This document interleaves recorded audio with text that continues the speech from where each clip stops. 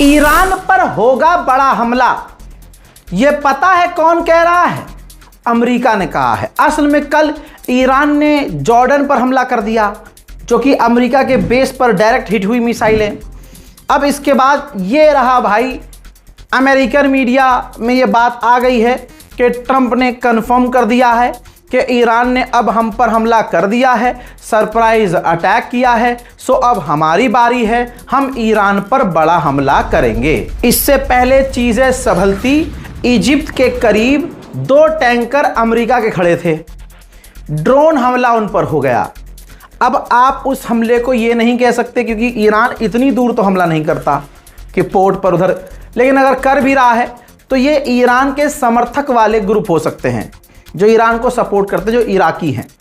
लेकिन अब होगा ये कि इससे चीज़ें और बिगड़ गई हैं और अमेरिका ईरान पर बड़े हमले की तैयारी में है। जो कल हमला हुआ था उस पर गोलमोल बातें हो गई है। डोनाल्ड ट्रंप ने मीडिया से बात करते हुए कहा है कि हम पर जो हमला हुआ था, हमें खबर मिली है कि वो किसी और ग्रुप ने हमला किया है हम पर। उन ग्रुप से हमारे मिलिट्री ने बात की है, उन्होंने हमसे माफ़ी भी मांग ली है, लेकिन हम हमला करेंगे। मुहर्रम का समय चल रहा है, 2 महीना 8 दिन जो शिया समुदाय हैं वो इमाम हुसैन का गम मनाते हैं। ये सभी को बात अच्छे से मालूम है। इराक के अंदर करबला है, जहां इमाम हुसैन और जो 72 शुहदा हैं उनकी यादें हैं। ज़ायरीन वहां पर इस समय जाते हैं। इराक के अंदर हमला अमेरिका ने कल कर दिया। अमेरिका के साथ सऊदी अरब ने, दोनों ने मिलकर इराक पर हमला किया। आपके स्क्रीन पर ये वो इराकी फाइटर्स हैं जो अमेरिका और सऊदी अरब के आतंकी हमलों में मारे गए। इनके अलावा ये ईरान के 4 IRGC के थे जो कि वहाँ तैनात नहीं थे, वो ज़ियारत के लिए गए थे। इसके अलावा जो ज़ायरीन थे, जो आम लोग थे, जो उस करबला की सरजमीन पर मौजूद थे, ज़ियारत करने के लिए गए थे, वो भी मारे गए हैं। लगभग रिपोर्ट के मुताबिक 20 लोगों की मौत हो गई है। इराक की सरकार अमेरिका और सऊदी अरब की निंदा नहीं करती, ये रही उनकी रिपोर्ट। सऊदी अरब और अमेरिका के हमलों की निंदा करते हुए इराक की सरकार ने कहा कि ये दोनों ने जो मिलकर काम किया है, हमला किया है, ये सरासर गलत किया है, क्योंकि वो आतंकी नहीं थे। आम लोग मारे गए हैं, सिविलियंस मारे गए हैं, जो ज़ियारत करने आए थे वो मारे गए हैं। आपकी आसानी के लिए मैं आपको मैप दिखा रहा हूं, जहां सऊदी अरबिया और अमेरिका ने मिलकर हमला किया है। निनेवे के एक जगह है, इरबिल के पास एक जगह है, किरकुक में हमला किया है, सलाह अल दीन में हमला किया है, दियाला पर हमला किया है, वासित पर हमला किया है, बसरा पर हमला किया, बगदाद पर हमला किया, अल्लाह अकबर, करबला पर भी हमला किया। करबला पर भी हमला किया। कौन कहता है यजीद मारा गया? यजीद के बच्चे आज भी जिंदा हैं, अलग अलग शक्लों में हैं। वही यजीद सऊदी अरब है, और कौन है? कोई और होता तो करबला की सरजमीन पर हमला करता, वो भी शैतान के साथ मिलकर। मुसलमानों, क्या हो गया है आपको? इतना अच्छा है सऊदी अरब कि आपको सही और गलत नहीं दिख रहा। इराक का प्रधानमंत्री सऊदी अरब के लिए तैयारी कर रहा था, सऊदी अरब उन्हें जाना था। इस आतंकी हमले के बाद इराक के प्रधानमंत्री ने सऊदी अरब का दौरा रद्द कर दिया और अपनी इमरजेंसी मीटिंग बुलाई है। हश्द-उश-शाबी जो ग्रुप है, जिस पर निशाना बनाया था अमेरिका और सऊदी अरब ने, हश्द-उश-शाबी का बयान आया है। ये उनका ऑफिशियल स्टेटमेंट है, मैं आपको आसान ज़बान में बता देता हूँ। उन्होंने अपनी गवर्नमेंट को अल्टीमेटम दिया है कि अगर आपने इन हमलों के खिलाफ एक्शन नहीं लिया तो याद रखिएगा, हम हमला करेंगे, ज़रूर करेंगे।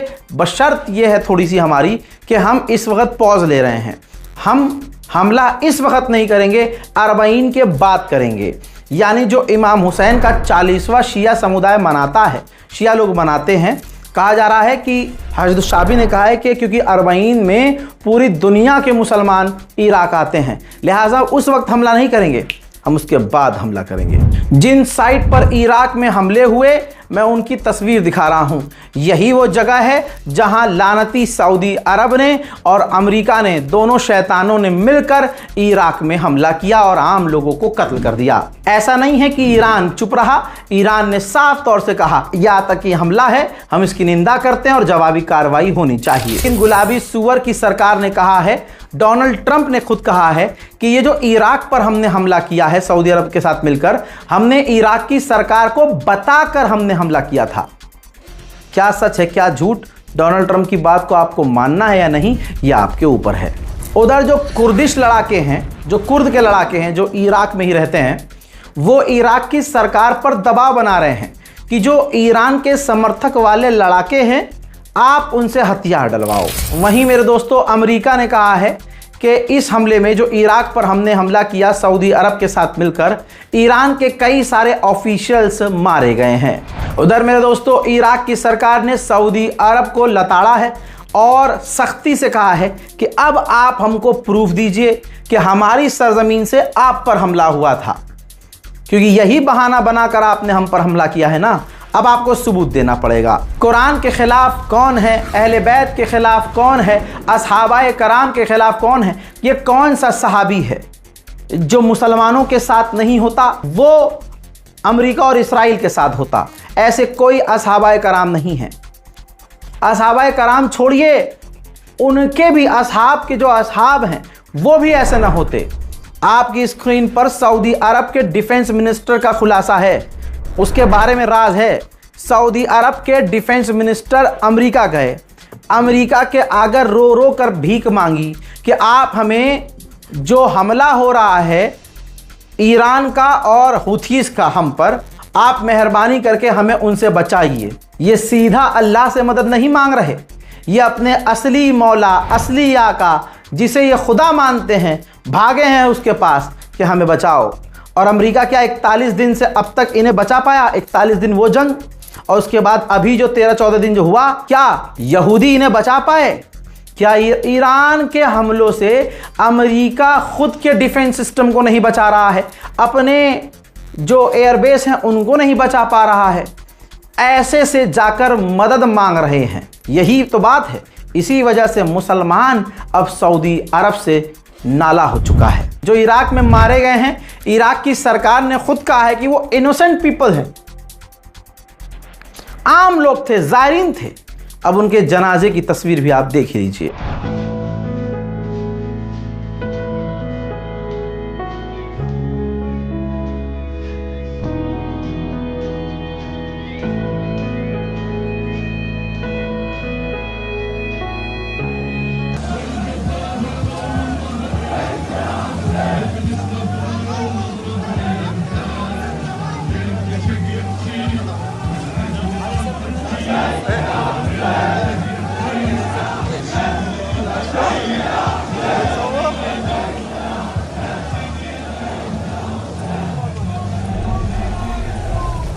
तमाम ऐसी हरकतों के बाद अब हूथीज ने सोचना शुरू कर दिया है कि स्ट्रेट ऑफ हॉर्मुज की तरह हम भी बाबल मंदीब में फीस लेना शुरू कर दें। वहीं हूथीज ने किया है कंफर्म कि हमने सऊदी अरब के एक और ड्रोन को मार गिराया है। यहां तक कि सऊदी अरब ने कमर कस ली है हूथीज को मिटाने के लिए।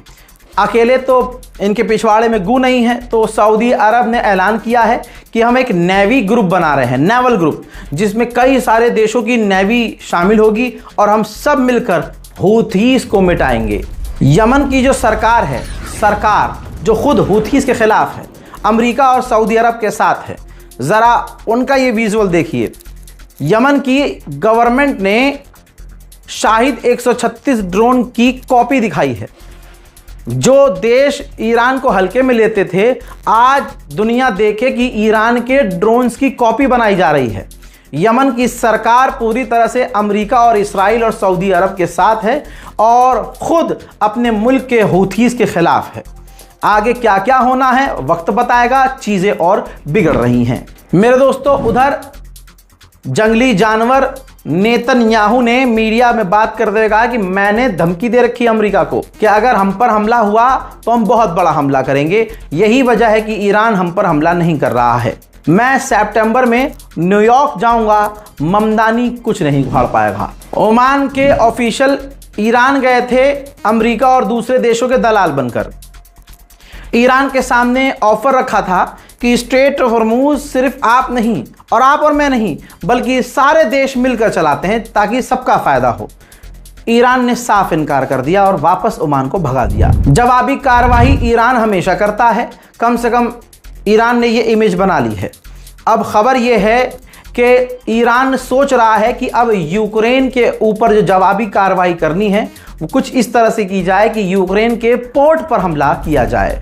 मेरे दोस्तों, अमेरिका की सेनेट ने, तस्वीर देखिए जिसमें यूक्रेन का राष्ट्रपति नजर आ रहा है, अमेरिका की सेनेट ने यूक्रेन के समर्थन में बिल पास कर दिया है कि जो भी देश, कोई भी देश रूस और ईरान से तेल लेगा उस पर हम पाबंदी लगा देंगे। यह बिल सेनेट ने पास कर दिया है। फाइनल अप्रूवल के लिए अब आगे फॉरवर्ड कर दिया गया है। अमेरिका की सेंटकॉम की फटी पड़ी है चड्डी। ये वीडियो देखिए, मिडिल ईस्ट में जो अमेरिकी फौज तैनात हैं वो वीडियोस बना रहे हैं, अपने बेस की वीडियो बना रहे हैं, अपनी वीडियो बना रहे हैं और उसे सोशल मीडिया पर पोस्ट कर रहे हैं। तो सेंटकॉम ने वार्निंग दी है कि जो सैनिक वीडियोस बनाकर सोशल मीडिया पर पोस्ट कर रहे हैं, ईरान उनका इस्तेमाल करके निशाना बना रहा है। लिहाजा उन्हीं की सेफ्टी और सिक्योरिटी के लिए हम कहना चाहते हैं कि वीडियो सोशल मीडिया पर पोस्ट ना करें, और अगर हमें आगे और ख़तरा लगेगा तो हम अमेरिकी फ़ौज जो मिडिल ईस्ट में तैनात हैं उनके हम सर्विस के टाइम फ़ोन ले सकते हैं। फिलहाल के इस रिपोर्ट में दोस्तों इतना ही। इस रिपोर्ट को शेयर कीजिए, इंतज़ार कीजिए मेरे अगले अपडेट का। तब तक के लिए वस्सलाम, जय हिंद।